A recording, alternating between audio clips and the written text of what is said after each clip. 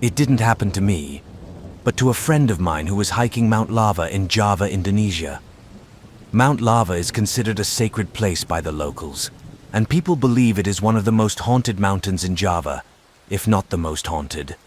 Many people have gotten lost there, and some have never been found. One case stands out in my memory. A few years ago, a young guy named Alvin disappeared there, having gone hiking there with his friends on New Year's Eve, and just vanished without a trace. Rescuers gave up after weeks of scouring the slopes trying to find him. He was last seen by other hikers near Pasar Dieng, Market or Devil's Market, an empty clearing near the summit where many hikers reported hearing mysterious disembodied voices, hence the name Pasar Setan. However, a few years ago, my friend and two other tourists decided to climb to the top of the mountain. There are several marked trails leading to the top of the mountain.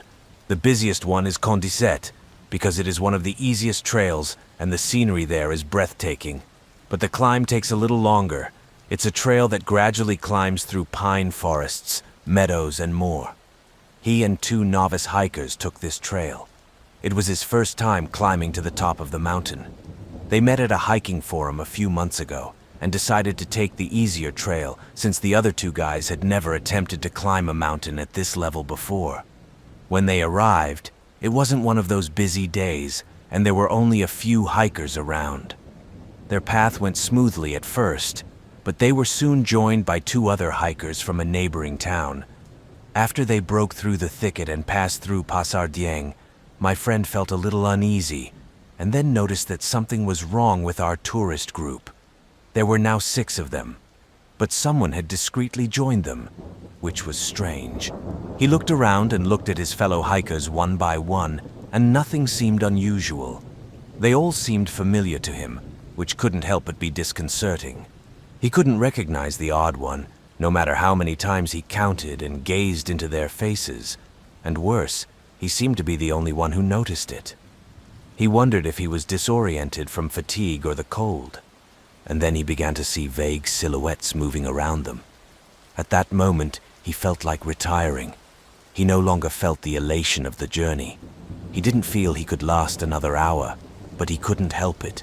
They were already halfway to the top, and he was sure that if he decided to turn back, he would have to go back alone. Besides, he had lost his bearings, didn't know where he was or who he was with. When they finally reached the top, he just collapsed to the ground. According to his friends, after that he started raving and talking about random creepy things, like being followed and someone watching them in the fog. He even told them to just leave him there because he was going to die anyway, and to let his parents know how much he missed them and how much he loved them. It took them a few hours to calm him down and recover, and then they decided to camp for the night. But the other boys couldn't sleep that night either. They said they felt a presence near them.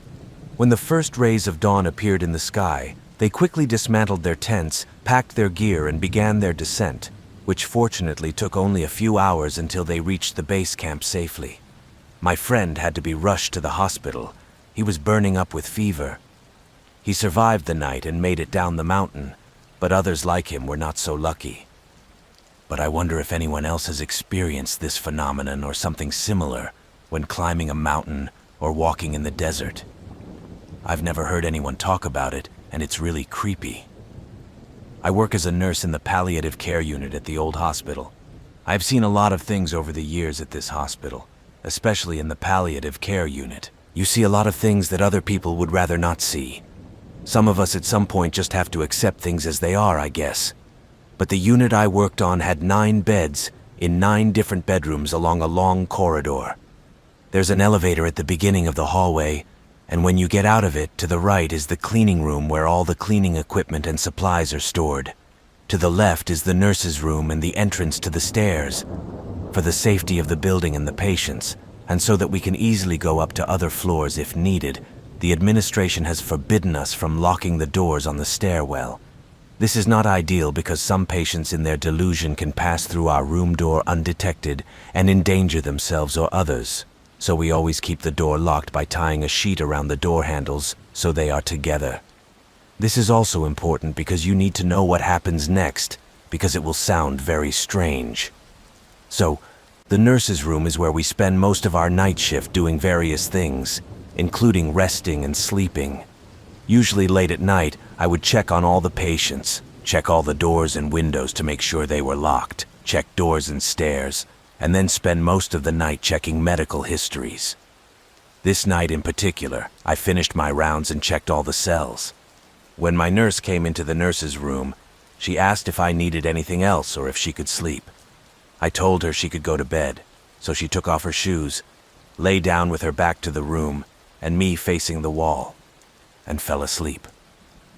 I was reading the chart of a new patient who was about to be admitted to our ward, so I would know what to expect from him and how to behave with him, when I heard footsteps down the hallway of the ward.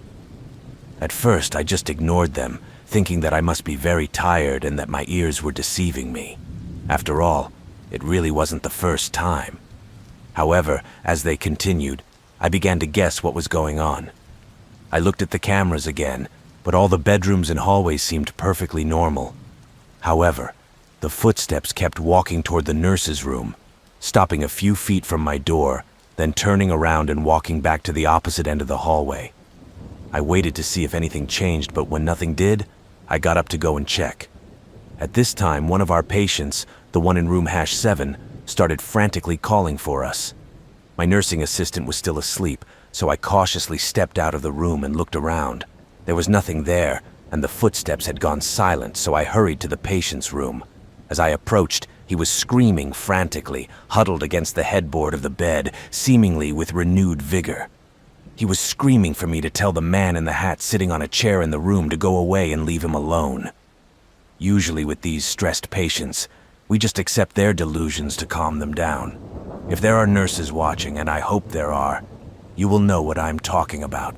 However, in this case, while he was screaming in the room, I turned to the chair and started talking to an imaginary man in a hat, telling him that it was time for him to go, that visiting hours were over, and that he had to leave right now, or we would have to call security.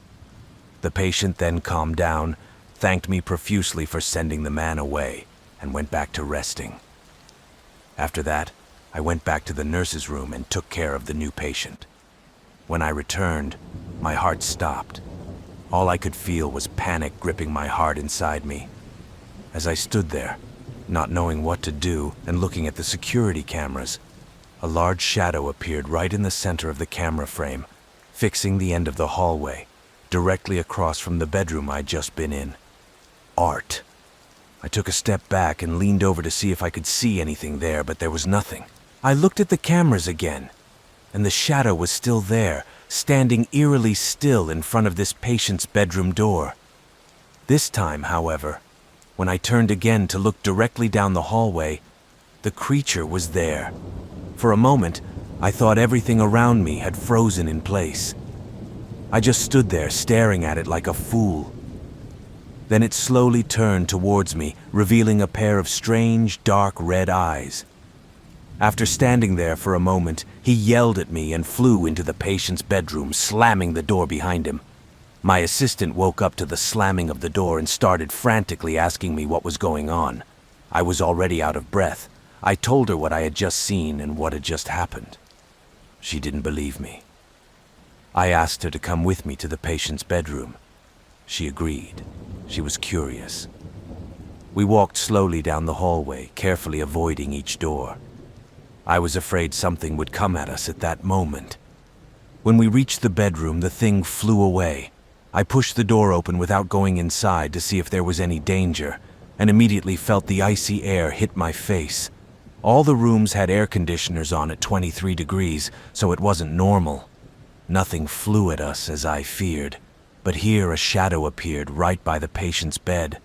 I realized it was a man, tall and strong, with a hat on his head. I asked my assistant if she could take a picture without waiting for a negative answer. That's exactly what I got. She couldn't make out anything of what was there, and certainly not as clearly as I could. Shadow slowly turned toward me. This time she didn't scream. This time it slowly dissipated. Immediately I calmed down. Not only did I no longer see her, but I no longer felt her. A sense of calm came over me. The patient was fine, and eventually we left the room and went back to the nurse's room. My colleague had fallen asleep again, but I didn't rest until I had checked the rest of the room to make sure everyone was safe. After that, I couldn't help but look at the cameras every minute for the rest of the night. Eventually, our shift was over, and it was the shift with the most intense experience of my life. The next day, when night fell and I had completed all my rounds, I went to room #7 to check on a patient. As I got closer, I realized that he was dead. This was my first experience with the shadow man in the hat, but definitely not my last, and it's still going on. Out of the whole squad, I'm the only one who can see him, and it drives everyone crazy. Every time I see him, it's under the same circumstances. I walk into a patient's room, and there's a shadow lying at the foot of his bed. I wait a little while for him to turn to me and go away, and in a day or two, the patient is always dead. This is a true story that I have to live with almost every day. I'm not sure if this thing kills people or foreshadows their deaths, but if you work as a nurse on a unit like this, or know someone who works as a nurse, please share this information with them and tell them what you know about it.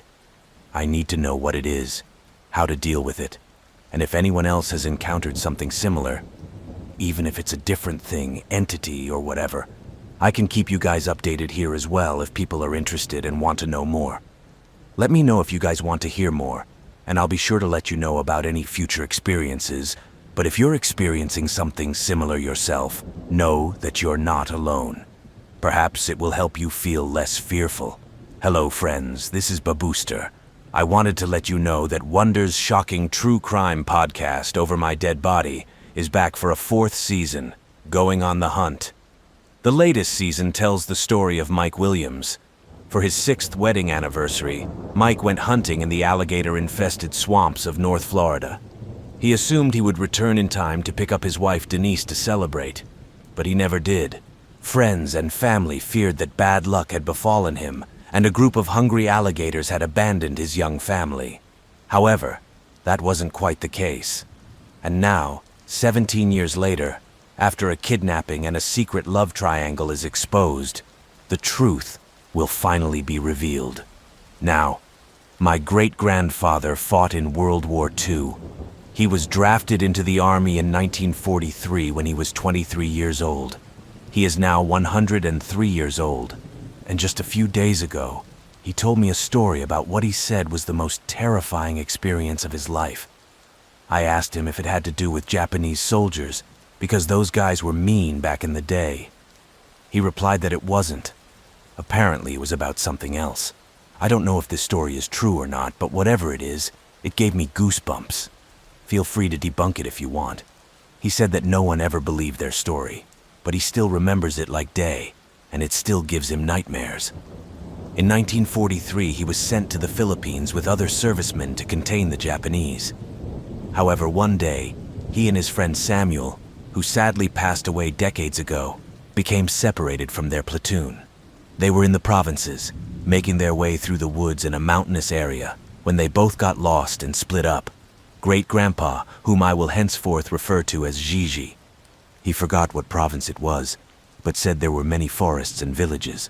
So he and Samuel searched and called their companions. They went deeper and deeper until they reached the end of the forest. I asked him, "Why didn't you just radio your platoon?" But he replied that he did, but for some unknown reason the communication was encrypted and unintelligible. This worried both him and Samuel, but the Samuel said they needed to stay calm and proceed with caution if they encountered Japanese soldiers. So they both walked out of the woods, but then they noticed that the sun was about to set. Gigi told Samuel that they needed to make camp, and Samuel agreed. At that moment, Gigi noticed something nearby. It was a small wooden hut. They decided to camp in it and headed towards the hut. They knocked on the door and looked around, but there were no people anywhere to be seen. But there were scattered clothes everywhere. Gigi says that maybe they ran in a panic, and Samuel agrees. At that point, Gigi and Samuel set up camp and eat dinner. Samuel suggested that they take guard duty for the night to be on the lookout in case the Japanese swarmed them in their sleep. Gigi agreed with the idea, and so they did. They woke each other up and took observer positions while the other man slept. While Gigi was sleeping, Samuel suddenly woke him up and said he noticed movement. Gigi quickly grabbed his rifle and asked where. Samuel gave his grandfather the binoculars and pointed in the direction. "I saw them in a field about 300 yards away," Samuel said. Gigi looked through the binoculars in the direction Samuel was pointing. At first he didn't see anything, but then he noticed something moving in the darkness. But when Gigi looked closer, it was just a wild pig. "It's just a pig," Grandpa said to Samuel. Samuel took the binoculars to see for himself. "It's weird, it's just standing there," Samuel said. Grandpa looked at Samuel puzzled and asked what he meant. Then Samuel said that the balloon didn't move or do anything, but just stood there looking at them from afar, and that surprised him a little. Grandpa just laughed and told Samuel that his mind must be playing tricks on him. But then something strange happened. The oil lamp that served as their light source in the cabin began to slowly go out. Grandpa walked over to it to light it, and then went back to his sleeping bag. But suddenly, the lamp went out again. Gigi looked at it again and thought that the oil must have leaked out. But surprisingly, there was still plenty of oil. So Gigi lit the light again and went to sleep.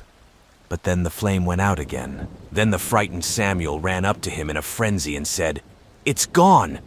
To which Gigi asked. The pig just vanished into thin air. At this point, Grandpa started to get scared too. Then Gigi asked him to explain. Samuel said he was looking at the ball through his binoculars when suddenly it just disappeared. Suddenly, while they were talking, there was a loud bang from above, as if something had fallen on the roof. Gigi and Samuel grabbed their rifles. "We need to get out of here," Samuel said. And that was the part of the story where my grandfather said that he considered the rest of the events that happened to be one of the worst nightmares of his life. Gigi told Samuel not to panic, to be quiet, which they did, clutching their pistols tightly. After a few minutes of silence, Samuel began to scream. Grandpa turned on the light and said he saw something he would never forget, something straight out of a horror movie, something that looked like a tongue digging into Samuel's neck. His friend screamed in pain, trying to get it off his neck. Gigi snapped out of his shock and fired several shots at the ceiling, trying to hit what the tongue belonged to. After a few shots, the tongue let go of Samuel and slowly crawled back into the hole in the ceiling. Samuel clutched his neck tightly and screamed, blood running down his neck. Grandfather put a rag to the wound and told them to put pressure on it. After that, they gathered up all their belongings, left the cabin, and sat down to take a break. Grandpa turned and shone his light on the roof of the cabin, and what he saw he described as the most horrible and ugly thing he had ever seen. I asked him to describe what it looked like, and it turned out to be a humanoid. It had 2 huge wings that were bigger than its own body. The wings looked like a combination of bat and hawk wings. Its eyes were blood red and glowed in the dark. Its skin was black as coal, wild, unkempt hair, and huge fangs that were visible even with its mouth closed. Whatever it was just sitting on the roof watching them. Grandpa acted quickly. He raised his rifle and began firing at the creature, emptying all the rounds in the chamber. Samuel did the same, but to their surprise, the monster didn't look confused. It just continued to stare at them without paying attention. At that moment, Grandpa and Samuel ran towards the hills screaming like maniacs. Miraculously, the creature did not chase them. They were both so scared that they didn't care if they ran into the enemy, just as long as they didn't run into it again. They made it to morning and came across a small village where they rested. They learned from one of the locals that what had attacked them was apparently called Aswang and something else. They were very common in the countryside. The locals told them that they were all in God's favor because they were left alive. After a few days, they were finally reunited with their platoon. When they told the story, few believed them, while others thought they were probably drunk and had run into enemy fire, hence the wound on Samuel's neck. After the war ended, they all returned home, but he was never able to forget that horrific encounter, which has left him with severe PTSD to this day. Sadly, Samuel died at the age of 80 from a stroke. Like I said, I don't know what to believe, but his story honestly scared me. In fact, I've spent the last hour Googling Aswangs to find more information. What do you guys think about all of this? Do you think this is possible, or is it all fiction? I, a 23-year-old woman, will start from when my father, a 63-year-old man, was a child. He told me that as he lay in bed, a beautiful woman would hover over him, asking or begging him to go with her. As the nights passed, she grew uglier and uglier, but she still begged him to go with her. As he grew older and became busier with school and work, she seemed to visit him less and less often. However, looking ahead, me and my twin toddlers, my older sister, age 6, plays with us. She sees balloons around us and calls my dad to check. However, the balloons suddenly disappear. A little more time passes and my teenage twin and I find ourselves in a different house. At this point, I had my own bedroom. There have been many nights when someone would sit on my bed and put a hand on my shoulder and whisper, "Please open your eyes." I saw a figure in the corner of my room and it always scared me. I now live in another state. My twin, a 23-year-old male, still lives with my mom and dad in a new house. The dogs don't want to go into a certain hallway. One dog cries indiscriminately at night. There are knocks on the bedroom window, someone walking in the attic, pacing the hallway. My twin brother says he talks to him all the time. It also breathes on him. It sits on his bed, even sits in the car with him. One day he asked, "How long have you been here?" And he replied, "Since you were babies." My brother says he's sure there are at least 2 of them. The main one is the one who has been with us all our lives. But I'm wondering if anyone else has had a similar story. Did you ever recognize it for what it was? Was it a good one? Was it neutral? Evil? Why do you think it became so attached to my brother? And can we do anything about it? Most of my life I've been seeing things. Whether it's a shadow in the corner of my eye or when I fall asleep, everyone feels the presence of something I can't see. I've been grabbed, pushed, and even heard whispers. None of this compares to the fact that I have been a frequent visitor for several years. In 2017, I was 23 years old. I had just broken up with an ex-girlfriend and was in a bad mood. I spent a lot of time alone and in my thoughts. And then apparently, the trouble started. At the time, I was at my workplace, using the urinal, and for some reason I felt someone watching me, as if burning a glance. I quickly looked over my shoulder and I could have sworn that for a brief moment I saw something in the gap between the stalls. It turned out to be some disheveled woman, but just as quickly as I saw her, she was gone. I chalked it up to lack of sleep. I wasn't thinking about anything. I just cleaned myself up and got back to work, and I wanted it to end there. For the next few weeks when I was alone, I didn't feel lonely. Then I caught her too. I was sitting at my computer one evening, and out of the corner of my eye, I saw the same woman watching me from around the corner of the door. No matter how hard I tried to remember, I still couldn't recall her face. I remember dirty gray hair and slightly pale skin, but that was it. I froze. I don't know how long I sat there looking at her, and I don't remember her leaving. This went on for years. I saw her at home. I saw her at work. I even saw her in public once. She was never in plain sight. She was always peeking out from around the corner, like she just wanted to see what I was doing. But she stared so intently, she wanted me to know she was there for me.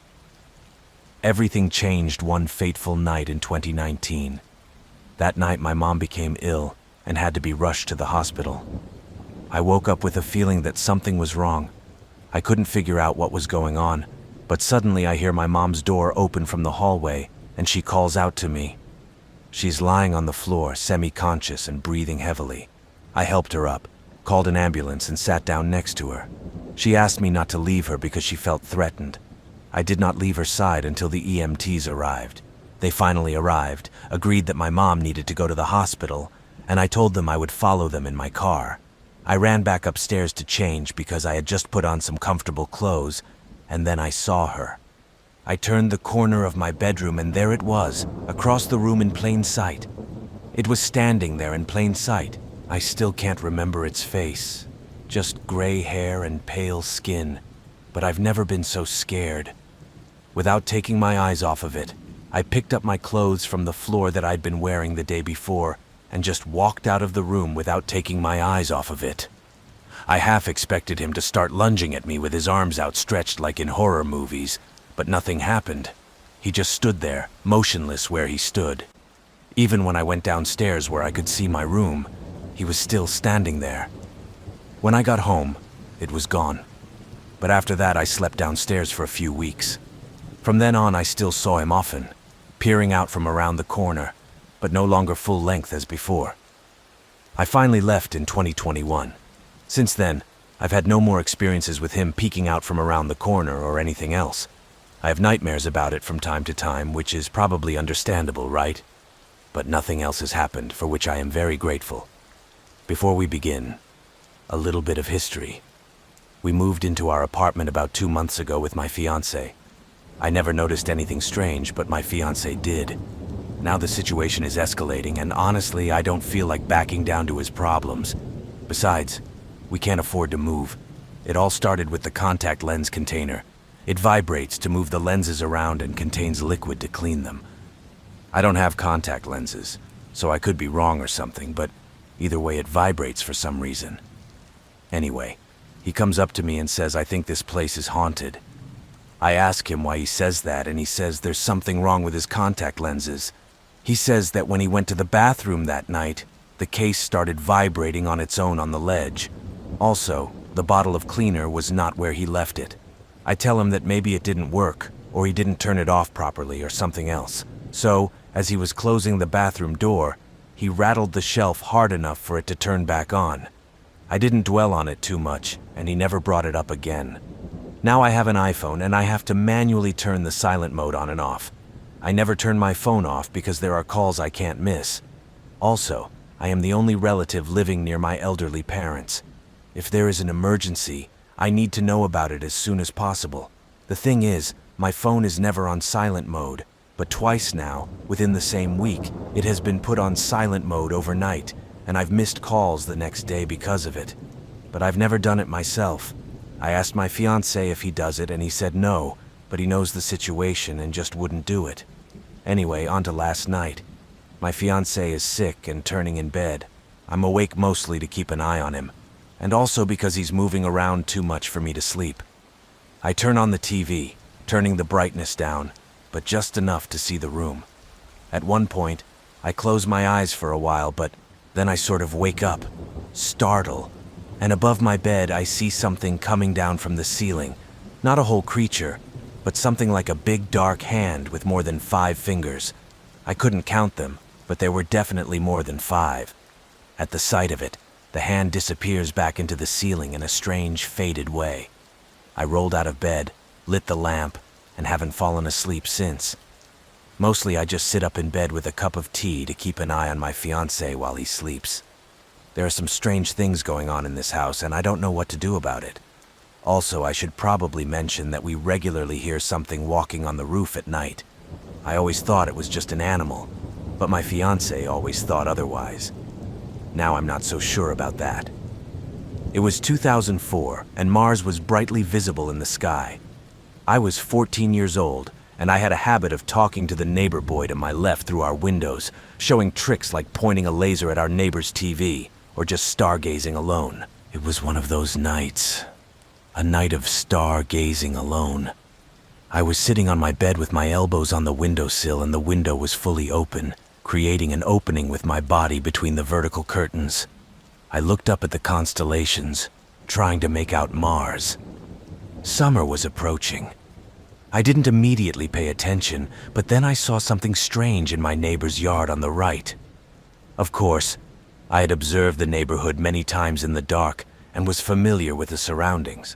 However, this yard was on a corner with the right side of the garden, which was adjacent to the wall of another 3-story house. Therefore, there was a lot of shade and it was quite dark. All the gardens in our neighborhood were fenced for privacy and safety. I would say each garden was about 320 square feet in size. But in the center of this yard, I saw eyes that were looking at me. It took me a moment to realize what I was looking at. It was 3 eyes arranged in a triangle shape that glittered like the eyes of a cat. When I fully realized that this was not a normal place, I was suddenly overcome with a feeling of terror because I couldn't figure out what I was looking at, and it was looking right at me. I sank down on the bed, My heart was pounding, but I wanted to make sure I was really seeing something strange, so I quickly got up, pulled back the curtains, and looked. I caught him mid-run, and by the time he started moving, he was halfway over the fence that separated my yard from the neighbor's. As he was moving, he turned to face me and stopped. All of this happened in 3 or 4 seconds, but since he was already half hidden behind the fence, only his upper and right eyes, still glittering and reflective like a cat's eye, were looking at me. However, I was very afraid that he would move closer to me and I would catch him in mid-movement.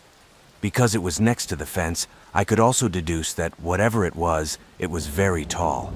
Not as tall as the fence, which would be about 6 feet by 6 feet 3 inches, but close to it. That's when I got really scared and fell back on the bed. A few seconds passed, but I was so afraid he was going to climb through my window that I just slammed it shut. A few more moments passed, and then I heard an eerie sound from the garden, a very high-pitched sound 2 times in a row. I hadn't heard anything like it before, so it's hard to describe, but it was like a continuous pulsing, piercing signal that repeated twice, and then silence. I've spent years puzzled about what I actually saw, and I checked this garden several times a day and night to find plausible, rational explanations for what might have happened. When I tell this story to acquaintances interested in the paranormal, they always say it's an incredibly detailed encounter and encourage me to share it with those I think have more knowledge. So I guess this is my attempt to entertain myself and maybe get an explanation or at least confirmation that someone else is sharing a similar story. Because like I said, I don't know what to think. So I'm a skeptic. I don't really believe in the paranormal, but I would still refuse to be alone in a haunted place, and I'm sick of ghosts. Something strange happened to me as a child that I remember vividly, but I have no real explanation and would like to get some ideas of what it was or could have been. Perhaps you will also learn from more paranormal people what it could have been. So I grew up in a council estate in the northwest of England, a fairly poor area, and I believe it was built on the site of a small Italian POW camp a few years after the end of World War II. I'm not sure, but there are a few local stories about haunted pubs and the like, and my mom was always watching paranormal TV shows like Ghosts of the Bridge, so any notion of Occam's razor was firmly forgotten, and I quickly decided that something was haunted, etc. There were many stories in my childhood about a black shadow moving across the terrace we lived on, and it was a common story between neighbors, but it could have just been a lie. But getting to the main story, I was about 11 or 12 years old when it happened. I'm 25 now. My parents and younger sister had gone to a school play and I stayed home. I thought I was going to stay home alone until I heard some noise downstairs. I went and checked and there was no one there. I figured my older sister might have been home. Turns out she was at a party, and then I heard footsteps upstairs. I went out into the front garden to look through my parents' bedroom window, and miraculously, the light in their bedroom came on. However, I was sure it had already been turned off because I had turned it off myself after they left. I was sure my sister was home, so I went back into the house, locked the door, and went to check upstairs. I go upstairs and there is no one there, and no one is hiding anywhere. I turn off the lights again, and then I hear a loud crackling noise in the kitchen downstairs. I run downstairs to see what's going on, and I see broken plates on the floor and all the cupboard doors open. The cabinet that held the plates was on the left, elevated above the table, and I think there was only one plate in there, but I was so scared I didn't dare go over to find out. I decided to run off to the next room and sit with them until my parents got home in an hour or so, but they didn't believe me, and it was very frustrating. I was definitely the only one home at the time, though, and I just can't imagine what that could be like. There were several other unexplained things going on in that house. We also lived in a house 2 doors down, where my mom said there were even more unexplained stories. But there were things like black shadow figures, lights that turned on and off, and very rarely things moved. But it was the strangest thing that had ever happened to me. So what could it have been in terms of paranormal phenomena? I'm not sure I believe it, but I'm definitely interested in learning more and maybe finding some explanation for what it could be. I say it's always best to keep these things open. I want to tell this story to warn others. So, I am an 18-year-old girl living in Maryland, USA. I work at a very popular hamburger restaurant. I work behind the pay counter where I stand all night. I am very friendly. I know that sometimes a smile and a compliment can make someone's day a little better. Just before this creep showed up, a customer told me that I was very happy and that she loved me for it.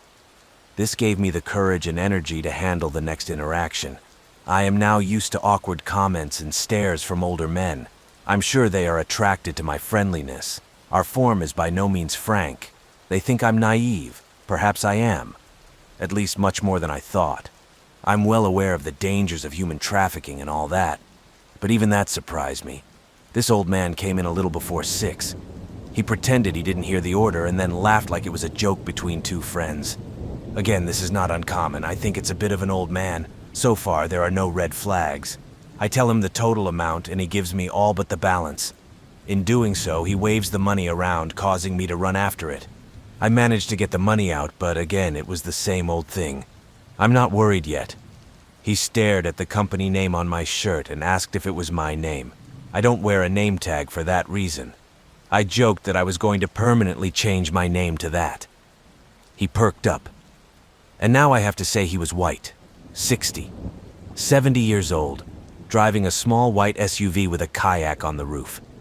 He had several abrasions on his face, and the whole time he was holding a cell phone to his ear. When I finally started talking to him, he moved the phone so that he was facing me. In retrospect, I think he must have been recording me. He wasn't on the phone or confirming it, but asking more pressing questions. That too. I have the same last name as one person in US history. Most old people like to talk about these things, so I told him my last name. He didn't quibble or laugh, but just agreed and kept asking questions. And then I felt myself starting to sink. He still owes me change, I told him. He took another dollar and held it out to me, but didn't let go. He wanted to know my name, but I wouldn't answer because I was scared. However, he wouldn't let the money out of my hand and was practically drooling, wanting more information about me. I told him the name I don't use, and he smiled, finally letting me go. I took my change and wished him a good day. I then immediately walked away from the window and told one of my co-workers about the strange experience. However, he soon returned 2 hours later. I didn't recognize his car on the cameras until he came to my window. I didn't pay much attention to our interaction and was busy texting my father about whether a chicken sandwich was a hamburger. However, the sight of his face made my stomach turn. I have a lot of regulars, and all of them I'd be happy to see. I really hoped he wouldn't because it looked like the police would have to be called. He smiled and said, "Hey, the one with the last name." I sort of half smiled back and regretted the days when we all wore masks again. I told him the total amount and he made me look for the money again, even though he had been holding the phone to my ear the whole time. He starts asking me even more intimate questions. I lie or avoid them as best I can, giving him 0 correct answers, wanting our communication to be as short as possible. Among the actions he asked me for were these: how often do you work? What time do you leave? How old are you? I knew he wouldn't leave without a number, and I had a very bad feeling that younger doesn't mean better. So I said probably about 20. He joked that I wasn't wrong.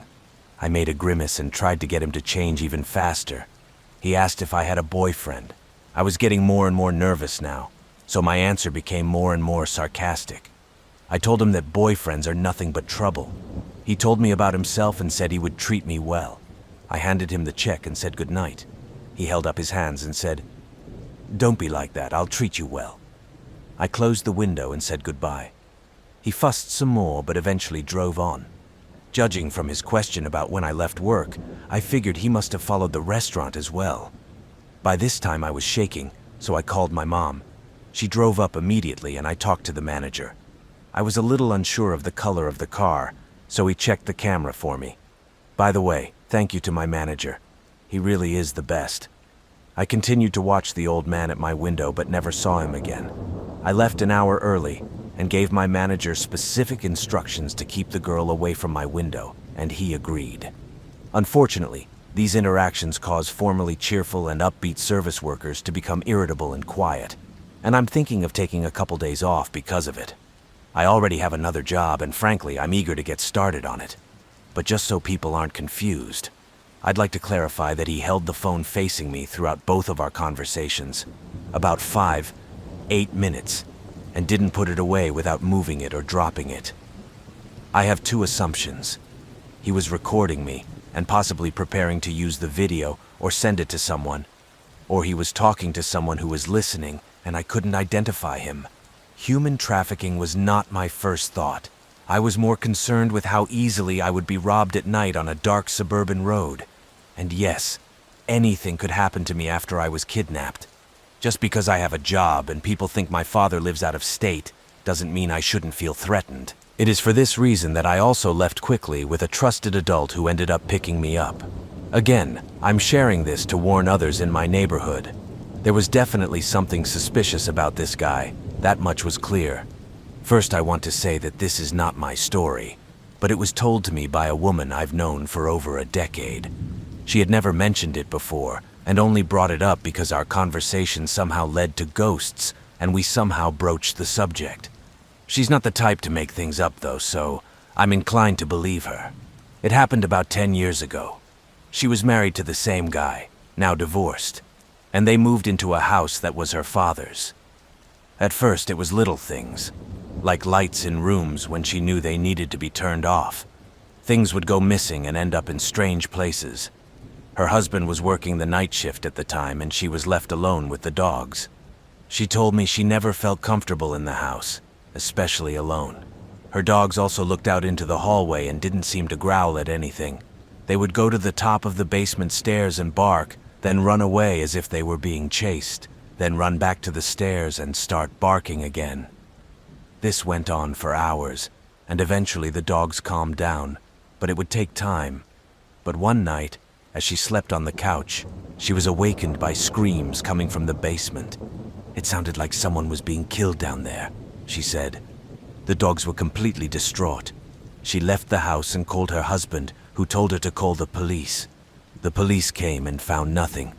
She said that after that it happened at least once or twice a week. One night while they were sleeping, she woke up but was paralyzed. She tried to grab her husband but couldn't move. She said she saw something in the room. It was black and white and was spinning or fluttering. It looked like curtains, she said, but it was hard to see. Eventually, she was able to move and got up to get a drink of water. She went back to bed and fell asleep. The next morning, when her husband woke up, she told him about her experience. He said that the same thing had happened to him, except that when he was paralyzed, he saw in the doorway the head of a horse hanging as if it were chewing its tongue. She got out of bed and went into the living room where she had an aquarium. She told him what kind of fish it was, but I don't remember. It looked like one of those fish that cling to the walls of the aquarium or something like that. But it was very big, at least a foot long. Anyway, she looked at the tank and saw that her fish had been torn to pieces. However, there were no other fish in the tank. Her sister lived in the same house as her, so she called her sister and asked if anything strange had happened in the house when she lived there. Her sister replied, "Right after I started playing with the Ouija board, and that explained a lot of things." My sister had also encountered strange things in the house, but not to the extent that my friend had. They decided to call a preacher they knew and ask him to come and bless the house. The preacher came, and they explained to him what was going on. He kept going from room to room praying and driving all kinds of evil out of the house. She said they had landline phones in those days. As soon as the preacher started praying, all the phones in the house started ringing without ceasing. The preacher left, and they left immediately. Her husband had a radio with a CD player. He set the alarm clock to play the CD when it went off. When they got home, the alarm clock went off, and the CD played during the run-through. A verse from a song on the CD was repeated, "Let that be a warning," over and over again. During all of this, she and her husband were also constantly fighting, arguing every day, and just couldn't stand each other. Her husband started drinking heavily and didn't come home most of the time, which naturally meant that she was often alone in the house. One morning, her husband was home and asleep. According to her, she went into the bedroom and looked at him lying in bed. At that moment, she thought about leaving him and wondered if all the events in the house were somehow connected to him. She turned to leave the room, and as she was walking down the hallway, she looked into the bedroom, she said. According to her, she only saw the creature for a second or so. It was black and red, and had what looked like a beak on its face, she said. It had 4 arms, she said, and it was clinging to the doorframe as if it were chasing her. She turned to run, looked back, and when she looked back, he was gone. That afternoon, she went and called her sister and asked if she could come to her place. I think we had worked together for over 10 years, and she had never told me this before. The whole time she was telling me this, she had goosebumps running down her spine. She said she doesn't like to tell others about it because every time she does, something strange happens for a few days, like she feels someone touching her or pushing her when no one is around. When no one else is around, that sort of thing. Like I said, she's just not the type to embellish stories or tell outrageous stories that are hard to believe. She left work that evening and texted me later that night. When she got home, she typed sleep paralysis into Google. On the Wikipedia page was a picture of a woman in bed with a picture of a monkey on her chest and a horse's head at the foot of the bed, and she was crazy about it. She said she would let me know if anything strange happened in the next few days, but she sincerely hoped it wouldn't happen to her. So now I'm traveling around sea with my 2 brothers. This morning we arrived in Saigon. In the evening, after dinner and a few beers, me and my 2 brothers, my oldest and youngest, me being the middle one, decided to sit on a bench in Hodan Park. We decided to have a little smoke break. We were talking while sitting on the bench when I noticed a Vietnamese man repeatedly looking at us and also walking in circles very close to where we were sitting. I wasn't too concerned about him at first. Him. Still, my spidey senses were probably just a tingle after all. Then after a minute or two, I noticed another Vietnamese man dressed as a delivery driver acting suspicious and glancing at me and my brothers several times. The stalkers were both on the phone, and I assumed they were communicating with each other. Being overseas, my younger brother ordered us to leave. However, it was about 600 meters to the exit of the park. As we were walking, I noticed that both Vietnamese men got on their mopeds and followed us through the park, stopping behind trees and watching us, which was very suspicious. They then overtook us and sat on a bench further down the path, waiting for us to cross their path. Knowing this, we stepped off the path and walked across the grass straight to the nearest exit. We tried to avoid the men as much as possible. We were 100 meters from the exit when my younger brother looked back and saw one of the men running towards us. My younger brother took a fighting stance, got to his feet, and asked the man what he wanted. The man got very small and started talking very quietly. My younger brother and I kept our distance and asked him to leave us alone as we walked back towards the exit, noticing a second attacker also approaching us in motorcycle gear. However, my older brother, instead of trying to get out of the situation, decided to get closer to the whispering Vietnamese man to hear what he was saying. Both my younger brother and I yelled at him to get out of there, but he's an idiot. It took the Vietnamese man 5 seconds to gain my brother's trust. Then, out of nowhere, as my older brother leaned in very close trying to hear the man, the Vietnamese guy grabbed my brother's crotch, and he was visibly shocked. I was ready to fight this guy, expecting to get mugged or something, but luckily my brother managed to break free, after which we started screaming and the man ran away. For the record, both me and my younger brother compete in MMA. However, this whole situation just happened out of the blue, and we didn't use any violence, of course, towards these guys. We were just yelling at them. But the whole thing was just wild. I guess the moral of the story is this. Be careful in the night parks in Vietnam, because the dong robbers like to ride mopeds there. My whole life has been filled with crazy otherworldly experiences, but the most vivid ones are the ones that took place in my childhood home. I lived in a very rural area in the mountains. It took us 45 minutes to an hour of driving on windy and dangerous roads to get to town. In the early 2000s, my parents and I lived in an area that was heavily involved in witchcraft, Satanism, etc.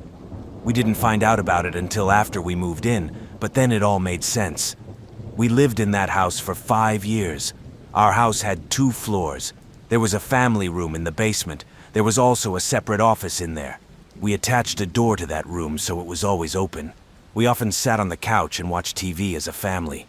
There was an electric piano next to the study against the wall, so the entrance to the study was to our right if we were sitting there. To go upstairs, you have to walk past the study and stand facing the door leading to our garage. All of this information will be very important later, so bear with me. Things were fine for the first year, but gradually things got more and more evil and sinister, and we couldn't take it anymore. We were probably the only Christian family in our neighborhood, and I think the others figured it out quickly because we didn't celebrate Halloween, participate in handing out candy to neighborhood kids, and so on. This seemed to anger our community, even though we were kind to others and kept to ourselves for the most part. Our house was egged, and we were also the target of seemingly harmless pranks and domestic vandalism. And then after my black cat went missing before Halloween, paranormal things started happening.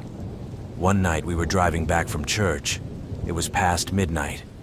We pulled into our neighborhood, and there was a little boy in a green shirt sitting alone on the corner of the sidewalk. My parents were a little worried because it's dangerous and unusual for a child to be out walking so late at night. They decided to talk to the boy, but as we walked past him, he looked up, and my parents saw that he had no face. In place of his face was a completely blank sheet. Needless to say, they sent him home, and my parents didn't tell me anything at the time because I was about 5 or 6 years old, to spare me nightmares, I guess. But a few years later, they told me that it happened, and it was very strange. But then something started happening in the house. My mom and I were taking piano lessons, and one day while my dad was making dinner, my mom was in the basement playing the electric piano.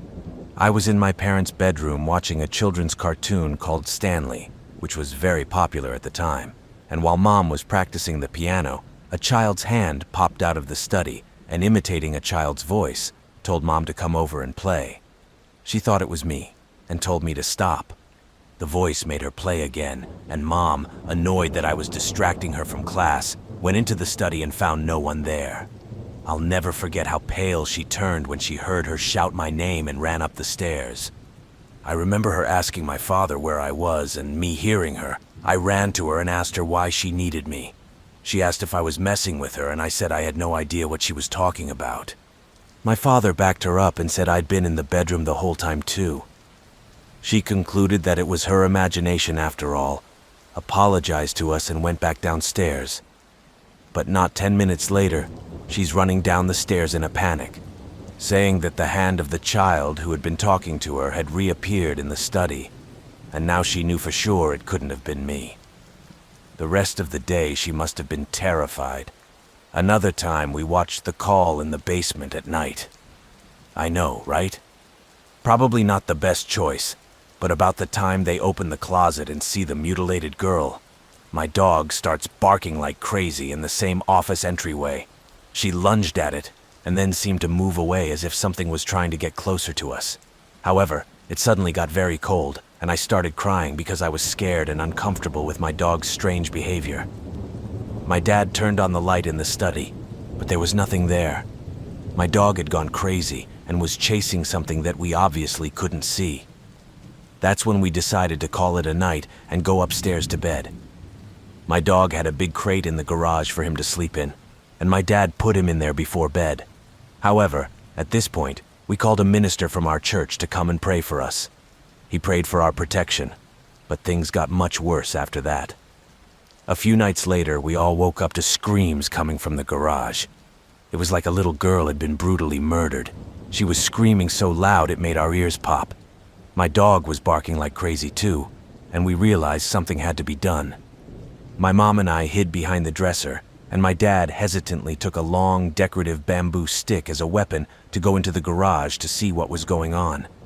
He said he was shaking as he went down the stairs, and the screaming got louder and louder until his hand touched the doorknob. As soon as he did, there was complete silence. However, it was awful and far too quiet. The only sound was the barking and whining of my dog, so Dad took her out as quickly as possible and went straight back up the stairs.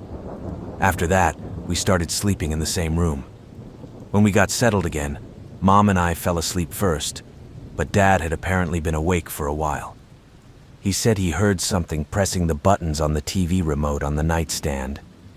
He didn't dare look, but he closed his eyes and pretended to be asleep until he finally fell asleep. He did fall asleep. Another day, Mom was at work and Dad was outside mowing the lawn. I, as the only kid not yet interested in AOL dial-up, had to find ways to entertain myself. I spun around until I felt dizzy. In the middle of spinning, I saw a man standing in the hallway with a gun pointed at me. I was really scared, but I got so dizzy that I fell over, scared to death. I yelled to my dad and ran carelessly to the front door. I didn't want to look back to see if he was still there. Dad was really worried about me, and my panic wouldn't go away, but what could he do? What could any of us do? Eventually, Dad put the house on the market and sold it, I think to the first buyer. We were out of there so fast, it's not even funny. But those events, frankly, traumatized me, and I'm extremely sensitive to spiritual energy. I guess you could call it that. Evil things. Horror movies, they don't scare me at all compared to the real fear and panic you feel in those moments if you happen to experience them. Anyway, if you've listened to me for this long, thank you very much. I hope you've enjoyed listening to my experiences, and it feels good to be able to spill it out of my soul. I know it's a lot, all in one night, but that's how it was. And if you have any thoughts, they are certainly welcome. I still don't understand how any of this can be related. But last week, my friends and I rented a cabin in Hatchie, Utah, at the foot of the mountains. We were so high up that the cabin didn't have air conditioning, so we opened all the windows, and that's important for the future. We were surrounded by beautiful tall grass, beautiful views. Everything was just perfect. At night, we went outside to look at the stars, and that's when things got a little weird. My husband and I were alone after our friends left, and then we saw a mass of satellites out of nowhere. They formed a triangle, and suddenly the night sky inside the triangle started moving very slowly along with the lights. It was as if something was using a cloaking device to hide what it was. We both immediately thought of a UFO and couldn't believe what we were seeing. As soon as it appeared, it disappeared and we saw nothing else.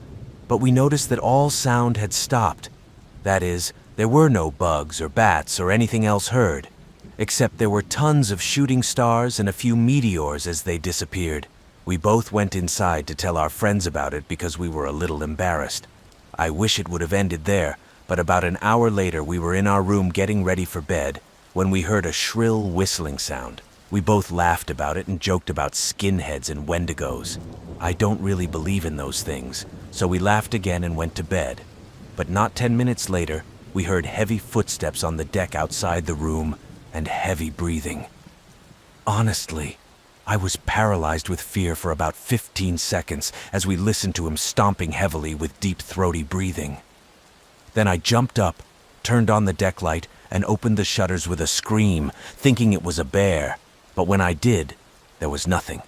However, it rained hard that day, and there were no prints on the deck, no mud around the house or anything else. Now I 100% believe in aliens, but I just can't explain this second encounter. Has anyone else had a similar encounter? Should I be worried about being tracked? Our friends haven't felt anything like this, and I'm honestly just at a loss. The whole first night I felt so restless that I didn't sleep. But after that, for the next 3 nights while we were there, nothing else happened and I felt completely calm. So I guess my question is, what did I experience? When I was a teenager, I grew up in a little town called Bark Burnett, Texas. It's a country town on the Red River bordering Oklahoma. My house was on the outskirts of town, and behind our fence was a huge field where cattle grazed, so it was no surprise that we could hear them mooing day and night. My siblings and I were no strangers to that field. We played there and even camped there from time to get away from our parents. One day, when my siblings and I were playing basketball in the driveway, we heard a sound like a cow giving birth. She was screaming as if in pain, and we country kids decided to jump over the barbed wire fence and see the labor with our own eyes. As we made our way to the fence, the screams grew louder and louder, but suddenly the screams stopped. There was dead silence. We continued walking in the direction where we had last heard the cow. About 50 meters away from us in a clearing, we noticed something. We decided to see what it was, and we all walked towards it. And to our surprise, we came across 3 cow feet. They looked like they had been torn off a live cow and arranged in a triangle. There was a lot of blood around the triangle, but the cow was nowhere to be found. 25 years have passed, and I still think about it. Where did that cow go? We didn't hear any trucks, no tire tracks near our feet or anything else. And in fact, there were no prints anywhere. It's just a real mystery. My girlfriend and I live in a small town in New Jersey, on the banks of the Delaware River. We have a lot of trails in the woods here, and the one we hiked last night is in a small state park by the river. We hiked here once in the winter, and that time all the vegetation was gone. The trail was pretty clear, with only a thin strip of woods separating the road from the riverbank. However, the second time was different. Now that it was summer, there was thick shrubbery everywhere. We parked the car around 6:30 p.m. in a small space just off the road where all the streetlights start. It was clear what I was trying to do, beckoning us despite the thick shrubbery. In retrospect, it was almost unnatural how narrow the section of trail was in contrast to the dense bush around it. Anyway, we start down the trail and easily made it to the spot by the river in 6 minutes. There was one section where the trail led us to a small ditch overgrown with plants, but both ends of the trail were clearly visible from this point. After passing a large tree with thick roots coming out of the ground, we reached our spot by the river. When we got to our spot, we saw that the river was pretty high, but we found a place to sit down. We sat for about an hour and talked about the tragic fire that recently happened in Hawaii. Around 7:30, we decided it would be a good idea to head back before it got dark. As we passed the big tree at the beginning of the trail and went down into the ditch, we immediately felt something. I couldn't tell exactly what it was, but I could feel the horror of the vegetation. It was so thick and stuffy that I could hardly breathe. Standing in that ditch, the two of us tried to go back the way we came, but as we went in that direction, we noticed that the shrubbery had completely swallowed it up. At this point, it wasn't even dark yet. It just wasn't there. We looked for our trail everywhere in that ditch. We even poked our way in the direction of the trail, but we never found any tracks. But not a single narrow piece of clean land. Everything was in green. We wandered around for about half an hour when we came across a second, smaller tree with roots above ground. And then we saw something like part of the path we had been following, but the whole of it was completely overgrown with stinging nettles, which we had not seen on our way. And this is definitely a tree we remembered from our first visit here. We even have a videotape from that time. We searched and searched and searched, and like I said, it wasn't a very big trail. We had to stumble upon it. We were afraid of the packs of coyotes and bears that call these woods their home. My girlfriend was in a panic, and I honestly didn't feel any better either. At this point, it was getting completely dark, and we only had phone flashlights. We ended up having to force our way through the undergrowth to the road, and it took much longer than it should have. It felt like we had been running for hours. We weren't walking, we were running, and it took us almost an hour to get back to the car around 8:50 p.m. But again, it was only a 6-minute walk on a windy trail, and when we ran almost perfectly straight to the road, it took almost 10 times as long. The impressions left were not the most pleasant of this situation.